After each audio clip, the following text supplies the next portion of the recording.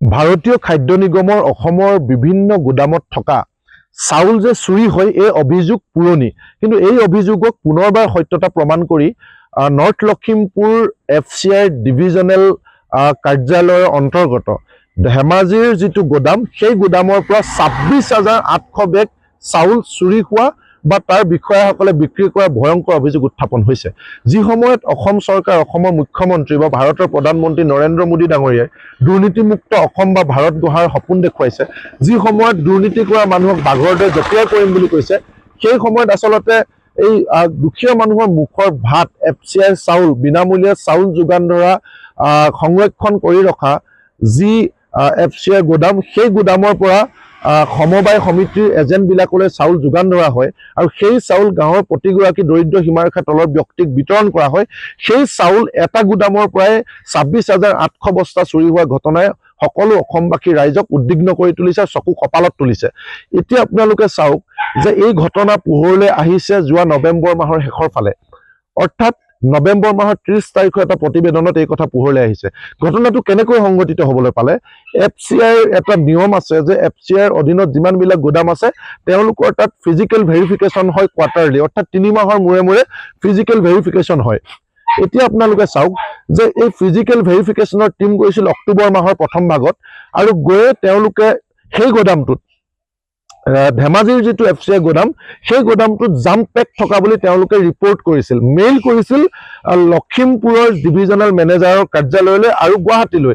জাম pack মানে হৈছে যে গোদামটোৰ পৰিৱেশটো ভাল নহয়, তাত সোমাই ভেৰিফিকেশ্যন কৰিব পৰাকৈ কোনো ধৰণৰ ব্যৱস্থা নাই, গোটেই জাম লাগি আছে। গতিকে সেই পৰিৱেশটোত যে ভেৰিফিকেশ্যন কৰিব নোৱাৰি, তাৰ কাৰণে এখন কমিটি বনাই সেই গোদামটোক তন্নকে জিৰ' ভেৰিফিকেশ্যন, ফিজিকেল ভেৰিফিকেশ্যন কৰিব লাগে বুলি কৈছে। অৰ্থাৎ গোদামটো জিৰ' কৰি, খালী কৰি এটা এটা বস্তা বাহিৰলৈ উলিয়াই তাত জিৰ' ফিজিকেল ভেৰিফিকেশ্যন কৰিলেহে প্ৰকৃততে তাত চাউল আছে নে নাই, বা কম আছে নেকি, বা কোনোবাই চুৰি কৰিছে নেকি, কমিছে নেকি, সেই কথাটো পোহৰলৈ আহিব বুলি ডিভিজনেল মেনেজাৰ লখিমপুৰ আৰু গুৱাহাটীৰ ক্ষেত্ৰীয় কাৰ্যালয়লৈ মেইল কৰিছিল। কোনে কৰিছিল? সেই যিটো ফিজিকেল ভেৰিফিকেশ্যন টিম গৈছিল। কিন্তু সেই গোটেই কথাটোক আচলতে তল পেলাই সেই ভেৰিফিকেশ্যন টিমটোক সাংঘাতিক ধৰণে হেঁচা প্ৰয়োগ কৰিছিল যে সকলো ঠিকে আছে বুলি তেওঁলোকে ৰিপৰ্ট দিব লাগে, কমপ্লেইন দিব নালাগে বুলি। কোনে সেই হেঁচা দিছিল? তাৰ যিগৰাকী বিষয়া, গোদাম ইনচাৰ্জ ৰাকেশ দাস, আৰু যিগৰাকী ধেমাজিৰ যিগৰাকী ডাইৰেক্টৰ, ডেপুটি, যিগৰাকী ডিভিজনেল মেনেজাৰ, ক্ষমা কৰিব, DM বুলি কয়, ডিভিজনেল মেনেজাৰ, সেইগৰাকী যিগৰাকীৰ নাম নিৰঞ্জন লাল জাহাংগীৰ, আৰু তেওঁ মেনেজ হৈ আছে ওপৰত DGM যিগৰাকীৰ নাম হৈছে ফিউজেল নেম। এতিয়া পোহৰলৈ আহিছে তিনিওগৰাকী ব্যক্তিৰ ছত্ৰছায়াত ধেমাজি গোদামৰ পৰা চাউল বিক্ৰী কৰি থকা অৰুণাচল, মণিপুৰ বা মিজোৰাম, এই বাহিৰলৈ, ধেমাজিৰ পৰা সংলগ্ন বাহিৰৰ আমাৰ চুবুৰীয়া ৰাজ্যলৈ বিক্ৰী কৰা হয় বুলি কয়। ইতিমধ্যে আমি শুনি আহিছিলোঁ, এতিয়া প্ৰমাণ পোৱা গৈছে।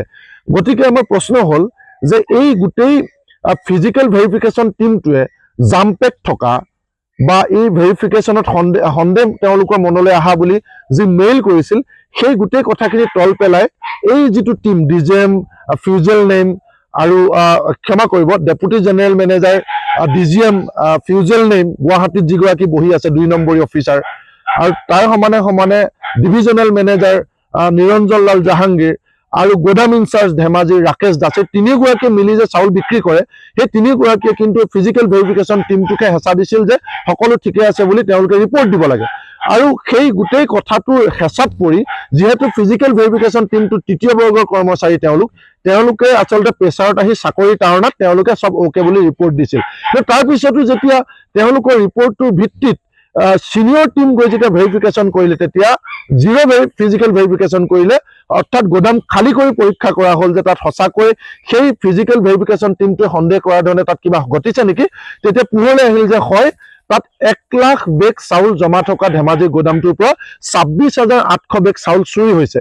এই গোটেই কথাটো পোহৰলৈ আহিলত তেতিয়া চিনিয়ৰ টিমে গুৱাহাটীৰ জেনেৰেল মেনেজাৰ মনোজ কুমাৰৰ নিৰ্দেশত ৰাকেশ কুমাৰকে ধৰি আন 6 গৰাকী, প্ৰথমে 5 গৰাকী আৰু যোৱাকালিৰ দিনটোত 2 গৰাকী, অৰ্থাৎ মুঠ 7 গৰাকী, 6 তৃতীয় বৰ্গৰ কৰ্মচাৰী প্লাছ 1 ৰাকেশ দাস, এই 7 গৰাকী লোকক চাকৰিৰ পৰা ছাছপেণ্ড কৰা হৈছে। এতিয়া প্ৰশ্ন হৈছে যে গোটেই চিণ্ডিকেটটোত চলে DGM ফিউজেল নেম আৰু ডিভিজনেল মেনেজাৰ নিৰঞ্জন লাল জাহাংগীৰ আৰু ৰাকেশ দাসৰ নেতৃত্বত এতিয়া সেই ৰাকেশ দাসক তাৰে ইনচাৰ্জ হিচাপে তেওঁক যিহেতু ছাছপেণ্ড নকৰাকৈ নোৱাৰে, গতিকে নিয়ম মাফিক তেওঁক ছাছপেণ্ড কৰি এই যে ডিভিজনেল মেনেজাৰ নিৰঞ্জন লাল জাহাংগীৰক ৰেহাই দি ডেপুটি জেনেৰেল মেনেজাৰ ফিউজেল নেমক ৰেহাই দি কেৱল 6গৰাকী তৃতীয় বৰ্গৰ কৰ্মচাৰীক ছাছপেণ্ড কৰিলে এই সমস্যা সমাধান নহয় বা আচল দুৰ্নীতি পোহৰলৈ নাহে।